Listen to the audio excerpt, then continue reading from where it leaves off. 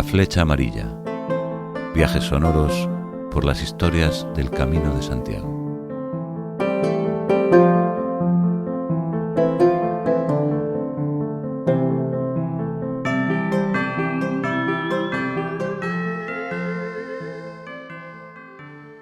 Capítulo 3. El sentido del olfato. Hola, ¿qué tal? Un saludo de Aser Álvarez, bienvenidos y bienvenidas a esta nueva etapa de la Flecha Amarilla. Ajustad bien vuestras mochilas, pensad lo que metéis dentro y lo que dejáis en casa, porque seguimos peregrinando por la ruta jacobea para descubrir algunas de las mejores historias que resuenan en este itinerario para crear una biblioteca humana y reflexionar sobre el pasado, el presente y el futuro del Camino de Santiago. En esta serie de podcasts para escuchar con los 5 sentidos y aprender a disfrutar pausadamente de los caminos y de la vida, hoy nos vamos a detener en el sentido del olfato. Olfato fino, como el que han tenido nuestros protagonistas de hoy, para encontrar buenas historias de personas que caminan al ritmo de sus propios pasos, por el Camino de Santiago, pero también por otros grandes caminos del mundo, en Estados Unidos, Perú, Japón, Turquía, Costa Rica, Jordania. Y un olfato bien fino para hacer un documental como El Gran Camino, que nos ha encantado, que ha ganado premios nacionales e internacionales y que ha sido la semilla para el desarrollo de una serie documental que están doblando además estos días, por lo que le agradecemos muchísimo que hayan hecho una parada en su camino para compartir su tiempo con nosotros. Ellos son Alba Prol y Raúl García, que son los padres de este proyecto, y con ellos vamos a conversar. ¿Qué tal? Buenos días, Alba. Buenos días, ¿qué tal? Muy bien. Todos los grandes caminos terminan en uno mismo, ¿no? Decís vosotros en el documental. Y todos tenemos un motivo, ¿no?, para echarnos a caminar. En este caso, ¿cuál ha sido vuestro motivo? Quizás os habéis guiado por el sentido del olfato. Pues mira, el motivo es que nos encanta viajar y hemos viajado por bastantes países de todo el mundo, y un buen día nos dimos cuenta de oye, si vivimos en Santiago de Compostela, que es la ciudad donde acaba el camino más famoso de Europa y un gran viaje para muchísima gente, y vamos a mirar lo que tenemos en casa antes de irnos afuera a buscar siempre, y hemos decidido pues grabar el camino que acaba aquí en nuestra ciudad y darle una visión un poco más internacional, buscando otros caminos, otras rutas a pie por el mundo, similar a esto, grandes rutas, para hacer pues esta serie de caminos. ¿Qué tal, Raúl? Muy buenas, muchas gracias, César, por invitarnos. Gracias a vosotros por venir, por compartir con vosotros esta experiencia tan maravillosa, que yo supongo que habrá sido, pues, no sé, para ti algo extraordinario, ¿no? Un poco cómo nace, ¿no?, la idea, cómo surge.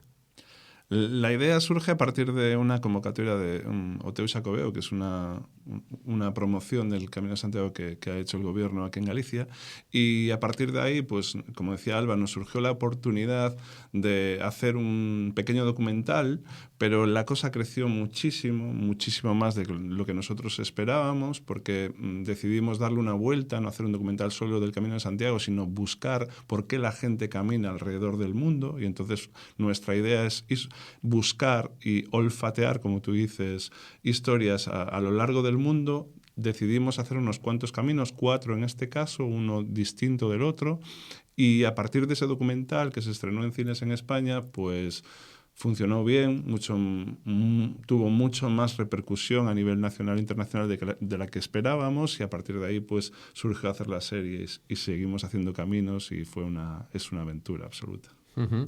Estados Unidos, Perú, Japón, Camino de Santiago. Ese Camino de Santiago que hicisteis en pospandemia, ¿no?, que fue un momento de parón, que quizás, pues bueno, os permitió vivir el Camino de Santiago de una manera diferente, ¿no? ¿Cómo fue ese camino, Alba? Sí, estábamos totalmente solos. De hecho, lo grabamos el primer día que abrió. pues la pandemia fue en marzo, ¿no? Cuando nos cerraron, y yo creo que fue el 1 de julio que lo abrieron, o junio, era 1 de julio. Sí, estábamos acabando la serie, acabábamos de venir estuviéramos en 2019, a finales de 2019 en Estados Unidos, después fuimos a Japón en noviembre, y luego en enero fuimos a Perú, llegamos aquí en febrero, pandemia, y nos faltaba un camino, el que teníamos aquí, que teníamos pensado hacerlo en primavera, precisamente pues porque no está tan masificado y demás, y es un tiempo bonito para grabarlo y demás, es bonito, y pues primavera fue imposible. Entonces tuvimos que esperar a que reabriera y el 1 de julio nos echamos a andar. Fue la primera vez que salimos, digamos, a la calle, que nos echamos a la naturaleza después de la pandemia, y fue muy especial porque fue el único camino que pudimos hacer también con nuestro perro Limón, que los viajes internacionales no podemos, y llevamos a nuestro perrito, y fue doblemente especial por eso, porque fue recién salidos de la pandemia y con él y con nadie. O sea que fue bastante peculiar. Sí, porque el Camino de Santiago, ¿cómo lo veis actualmente?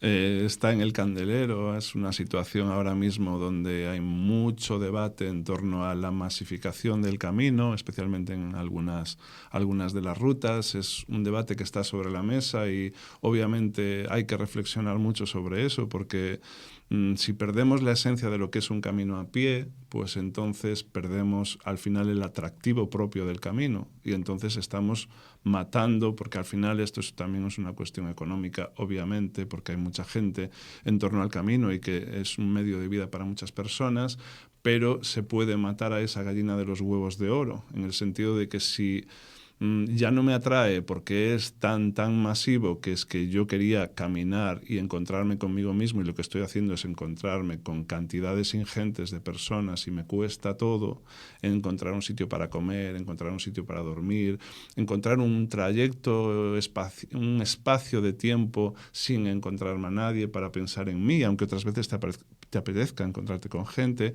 pues eso supone un problema. Entonces, obviamente el debate está ahí, hay mucha gente que está reflexionando sobre eso, nosotros no tenemos una fórmula para eso, pero está claro que hay que buscar soluciones para esto. Uh-huh. Por ejemplo, nosotros en este podcast, en La Flecha Amarilla, uno de los motivos por el que hemos puesto en marcha este proyecto es precisamente para alimentar ese debate contemporáneo que debe de haber. Vosotros tenéis una visión muy privilegiada en ese sentido, porque vivís en Santiago, conocéis lo que es el fenómeno de las peregrinaciones en Santiago, sobre todo en épocas de temporada alta, en temporada baja, en diferentes épocas del año, y tenéis la perspectiva comparativa de otros caminos del mundo. Entonces, con esas claves, ¿qué diferencias veis? ¿Qué cosas veis que se podrían, digamos, mejorar? ¿Qué cosas se podrían hacer?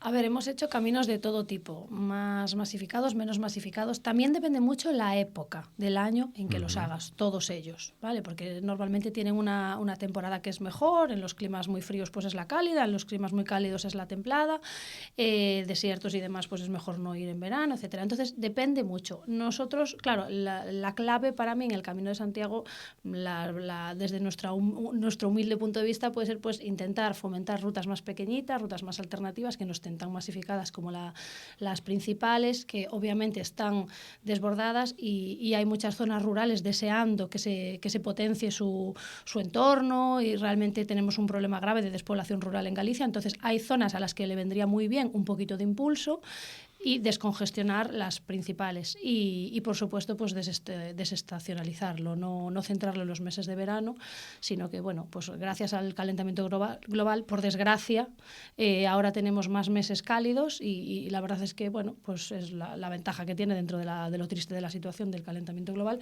es que se puede hacer el camino en meses pues marzo, abril, octubre, noviembre, se hace con unas temperaturas primaverales, incluso veraniegas perfectamente. Entonces intentar pues un poquito descongestionar zonas y meses muy concretos, y es lo que vemos un poquito en todos los caminos. Sí, es cierto. Después hay otras fórmulas que tienen otros caminos, pero que a lo mejor no son operativas en caminos como el de Santiago, que son muy grandes. El camino Inca, por ejemplo, en Perú, pues tiene una cota de acceso, con un volumen que no sé si es operativo, igual que pues aquí vas a las Islas Cíes y tienes que sacarte un permiso de paso y solo tantas personas pueden circular ese día por las islas, pues en el Camino Inca pasa lo mismo. Hay un cupo de 400 personas diarias que pueden acceder al camino y solo esas personas acceden, y entonces, bueno, pues obviamente es imposible controlar en un camino como el de Santiago eso, pero sí puede haber alguna fórmula similar en ese sentido. Y después, vamos, yo qué sé, no sé si a lo mejor es que no conozco demasiado el tema, pero yo creo que eso, lo que decía Alba, primero, las rutas distintas en los caminos, por ejemplo, en el Camino de Costa Rica, que es un camino nuevo y además está inspirado en el Camino de Santiago, es un camino que nace de unas personas que hicieron el Camino de Santiago y decidieron hacer algo parecido allí. Pues ese camino sale de la costa del Atlántico, del Mar Caribe, y termina en el Océano Pacífico. O sea, cruzas el continente y unes, se llama de mar a mar, ¿no?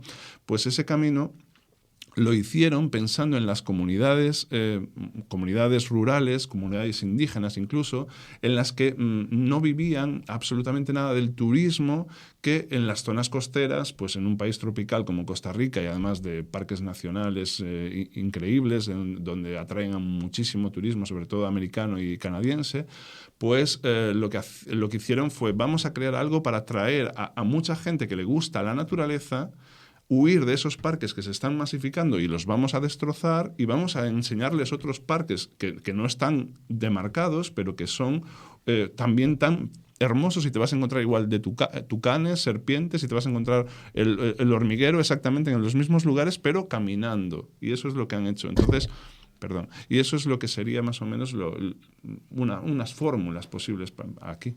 Uh-huh.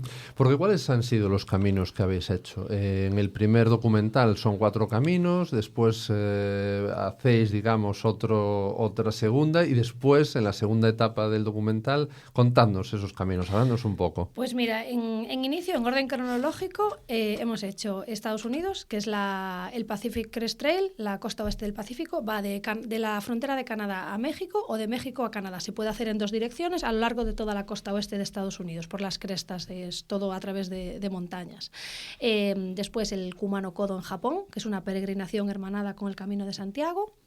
¿Que es circular? Sí, es una red de caminos, una red circular, no va de punto a punto, sino que es una red, no tiene un inicio y un final, y atraviesa ciertos templos muy famosos de la zona, y bueno, es una peregrinación con templos religiosos. El Pacific Crest Trail, por el contrario, es una ruta puramente natural, todo alta montaña, desierto también, desierto al final y demás.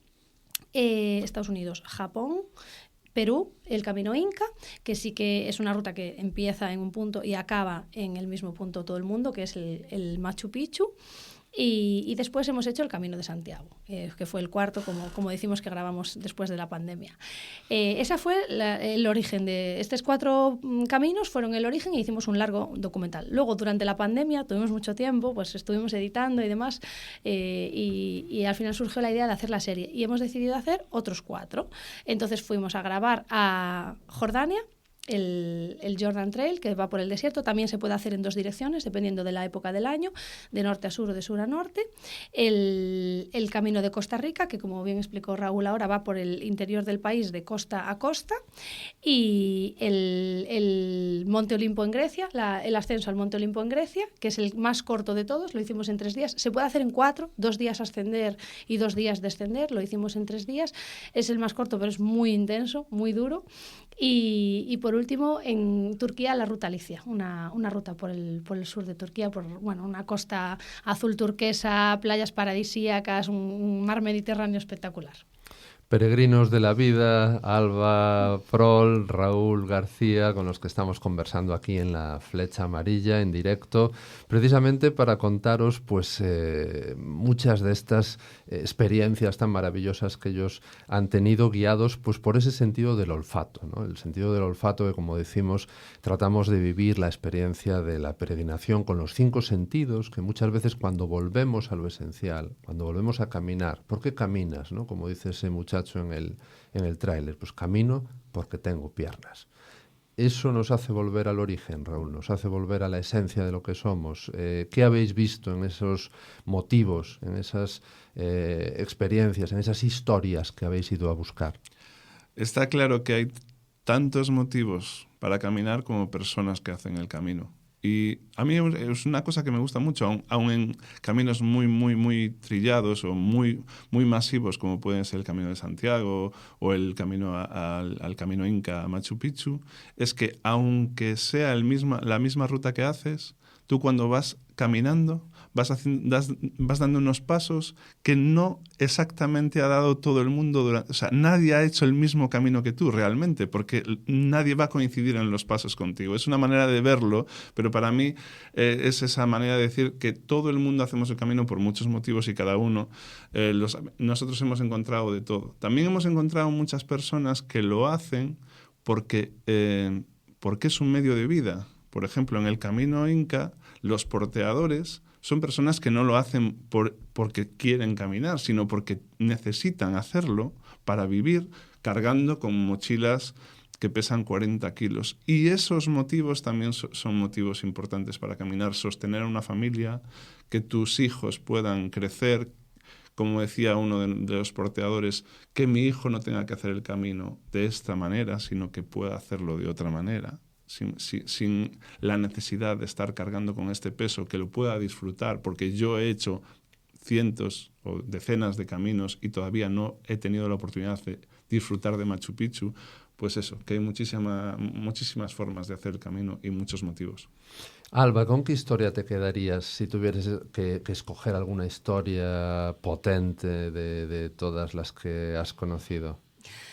Yo creo que me quedo con la historia del pastor de cabras de Jordania, pastores bereberes que pasaban meses, un chaval de 20 y pico años, un chavalito joven que pasaba meses solo con las cabras, porque creo que eran 3-4 meses que pasaba solo en las montañas con las cabras, y un día se encuentra a un hombre de turismo de Jordania haciendo una inspección una prospección avanzada para planear el camino jordano, y le dice: oye, estoy buscando aquí esta ruta, tal, y por supuesto el pastor era el que mejor conocía el camino, y acabó siendo el primer guía y fue nuestro guía y es uno de los mejores guías, el primero del Camino Jordano. Sí, la primera persona que hizo caminando Jordania de norte a sur.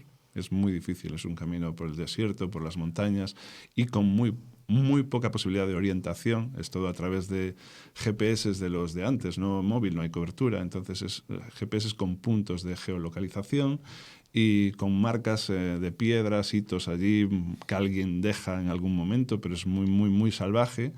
Y solo alguien que conocía con intensidad esas montañas y ese desierto, porque son transhumantes y pues podía hacerlo. Y fue muy bonito que nos contase su historia y que nos diga que ese camino, encontrarse con esa persona, cambió su vida totalmente, porque pasó de ser un chico que estaba con sus cabras durante 6 meses por el monte sin encontrarse con nadie, a convertirse en guía de personas de todo el mundo y vamos, es increíble. Ahora habla inglés y ahora conoce a gente de todo el mundo, y él fue el que le dio los puntos para hacer la ruta en el GPS, sí. Claro. O sea, él creó la ruta con los expertos. Claro. ¿Cómo se llama? Mohamed. Ajá. Sí. Qué bien.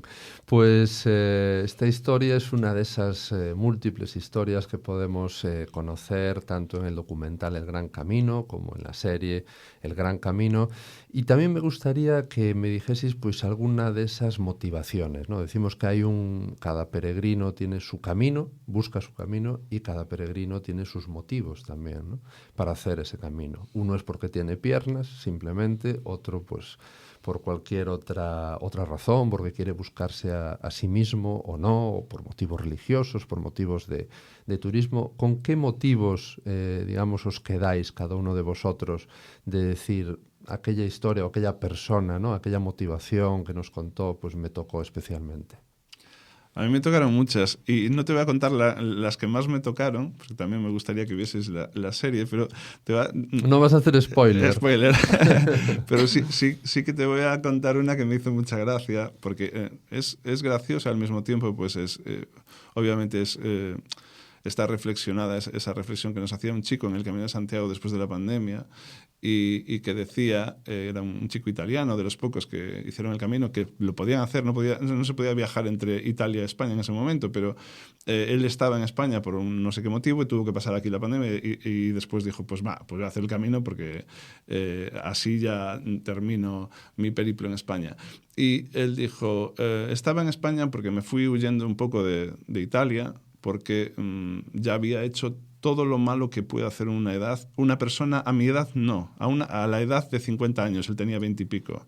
Yo he cometido tantos errores como una persona de 50 años. Y entonces me han dicho que esto del camino pues es como una manera de reparar tus errores y eso del perdón de los pecados si es creyente.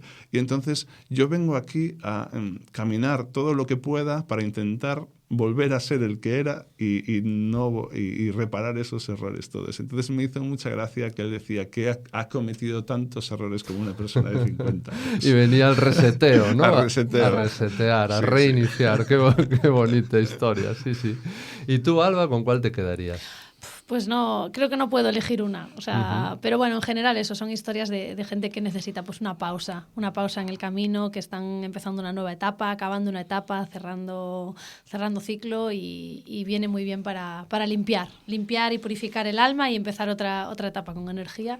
Desde luego es la mejor recarga de pilas que puede haber. Estar unos días sin móvil, sin internet, sin cobertura, y recomiendo muchísimo los caminos sin cobertura. O sea, el desierto, que no hay manera ni cuando llegas a la Jaima, a la tienda, a la noche no hay wifi ni siquiera en el campamento, es lo mejor, estar unos días de desconexión. A lo mejor en vez de plantearse la digitalización de los caminos y estas historias, igual teníamos que plantearnos el tener unos inhibidores de frecuencias para que impidiesen tener cobertura, ¿no? Qué ideaza. En el camino de Totalmente. Santiago. Qué ideaza. Y a lo mejor eso ya era un filtro invisible, que alguna gente ya no haría el camino. Que lo implementen ya.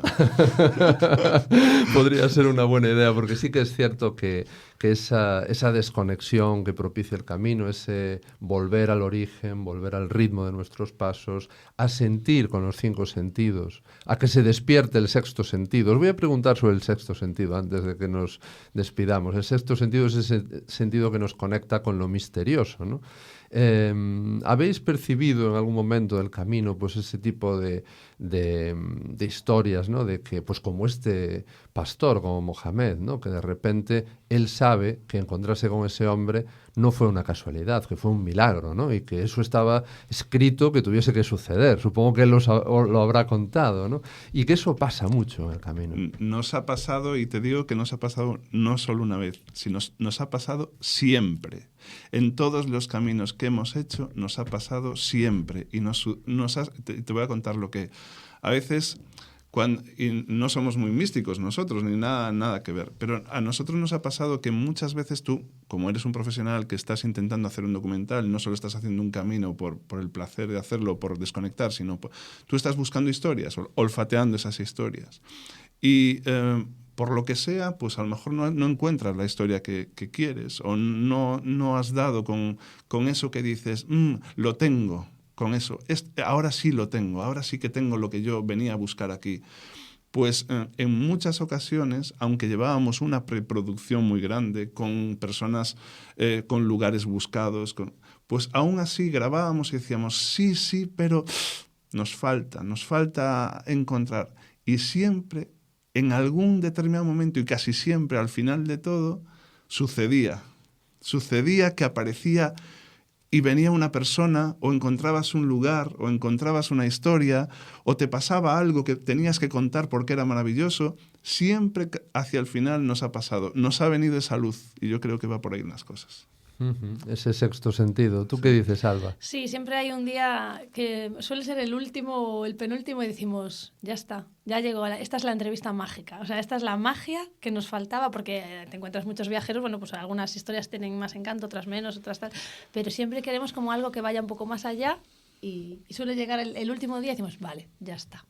Ahora, el último día, podemos tomarnos un día de descanso, Descanso, o unas horas de descanso, porque hubo algún camino que estuvimos 15, 20 días sin parar, y la última tarde es como, ¡buah! Vamos a descansar una tarde y ver el atardecer, ya. Claro, porque al final el camino para vosotros no solo es camino, sino que también es trabajo, Exacto. estáis haciendo un documental, Exacto. pero sí que este tipo de sensaciones, ¿no? De que al final, después de abrir los 5 sentidos, después de vivir según el ritmo que nos marca la naturaleza y el ritmo que nos marcan nuestros propios pasos, de algún modo volvemos a conectar con algo especial que nos abre las puertas de lo desconocido, de lo misterioso, ¿no? Que llamémosle como queramos, de lo trascendente, ¿no?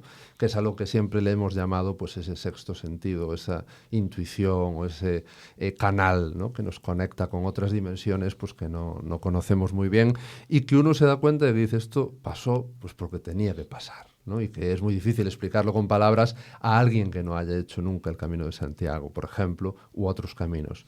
¿Creéis que debería de ser obligatorio, además de los inhibidores de frecuencias, hacer el Camino de Santiago?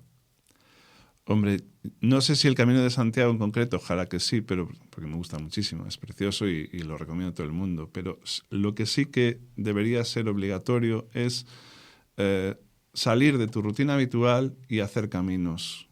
Hacer caminos como puedas. Hay gente que puede caminar 5 kilómetros, hay gente que va en silla de ruedas, hay gente que tiene que ir en bicicleta y hay otros que les gusta hacer 6 meses de camino como el Pacific Crest Trail. Pero sí, caminar, salir y conectar con la naturaleza, dejarse del día a día, eso es totalmente necesario y para mí es casi como comer, necesario.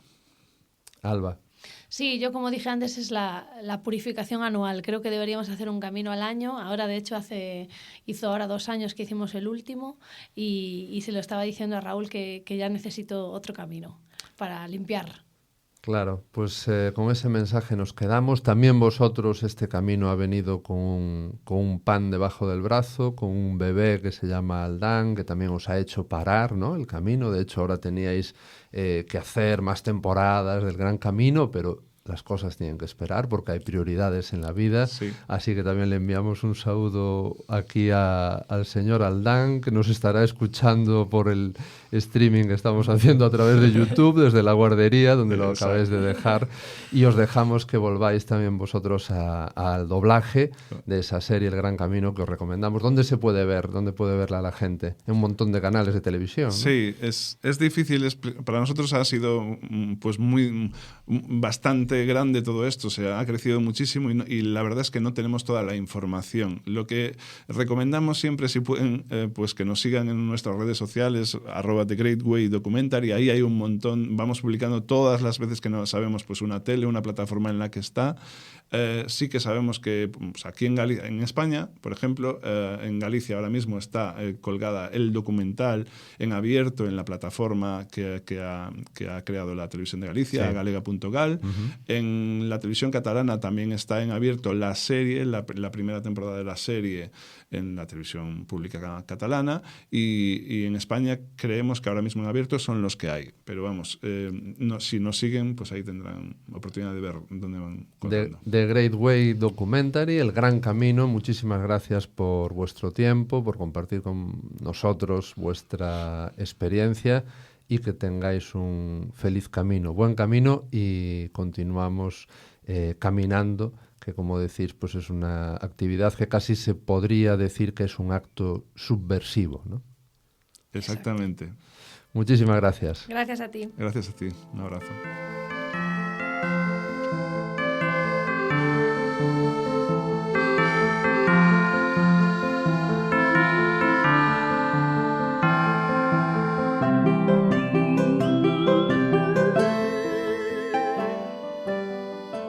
Una serie de podcast para escuchar con los 5 sentidos y aprender a disfrutar pausadamente de los caminos y de la vida.